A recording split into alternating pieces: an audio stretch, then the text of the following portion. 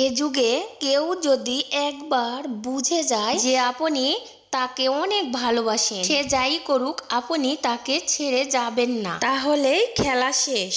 আসসালামু আলাইকুম। যে যেখান থেকে আমার ভিডিওটা দেখতেছেন আশা করি ভালো আছেন, সুস্থ আছেন।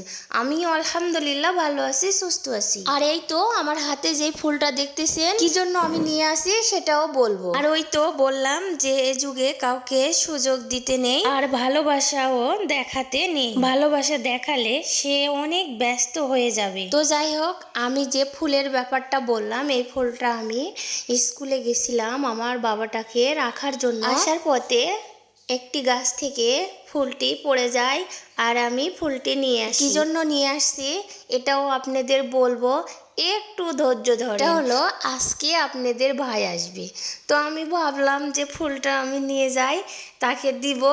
তো নিয়ে আসার পর ভাবতেছি সারা দিন ফুলটি আমার শুকিয়ে যাবে, এই কারণে ফুলটি আমি বোতলে পানি দিয়ে রাখতেছি যাতে ফুলটা আমার তাজা থাকে। এটা আমি সযত্নে রেখে দিচ্ছি, তাকে দিব আমার ভালোবাসার মানুষ। তো বলা যাবে না যে আমি তাকে অনেক ভালোবাসি। ওই তো বললাম তাকে বলা যাবে না যে আমি তাকে অনেক ভালোবাসি, হলেই তো ভাব বেড়ে যাবে, তাই না?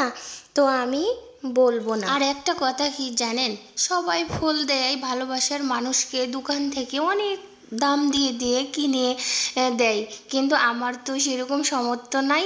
এই কারণে আমি একটা ফুল কুড়িয়ে নিয়ে আসছি আমার ভালোবাসার মানুষকে দেওয়ার জন্য। কেউ কিছু মনে করবেন না। আমার যদি সামর্থ্য থাকতো তো আমি দোকান থেকে এক গাদা ফুল এনে দিতাম, কিন্তু সব আপুদের ভাইয়াদের দেখি অনেক সুন্দর সুন্দর ফুল গিফট করে, কিন্তু আমি তো পারি না, মানে আমার ওইরকম ফুল কেনার মতো সামর্থ্য আমার নেই। তো যাই হোক, যদি কখনো সামর্থ্য হয় তাহলে আমি ওইরকম দোকান থেকে ফুল কিনে কিনে দিব। আর এইদিকে দেখেন ফুলটা আমি কোথায় থেকে কোথায় রাখতেছি, খুব যত্ন সহকারে রাখতেছি, যেহেতু আপনাদের ভাই সারাদিন অন্তর রাতে আসবে, তো আমাকে তো ফুলটা সুন্দর করে রাখতে হবে। এ কারণে আমি ফুলটা কোথায় থেকে কোথায় নিয়ে যাচ্ছি আমি নিজেও জানি না। আর এই তো দেখেন আমার ননদ বেঁধে দিয়েছে মিষ্টি কুমড়া, ভাত, তরকারি, আম, এগুলো সব কিছুই বেঁধে দিয়েছে।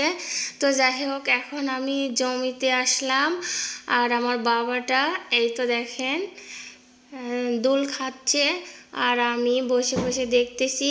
আর যে যেখান থেকে আমার ভিডিওটা দেখতেছেন মনে করে লাইক, ফলো, কমেন্ট করে যাবেন।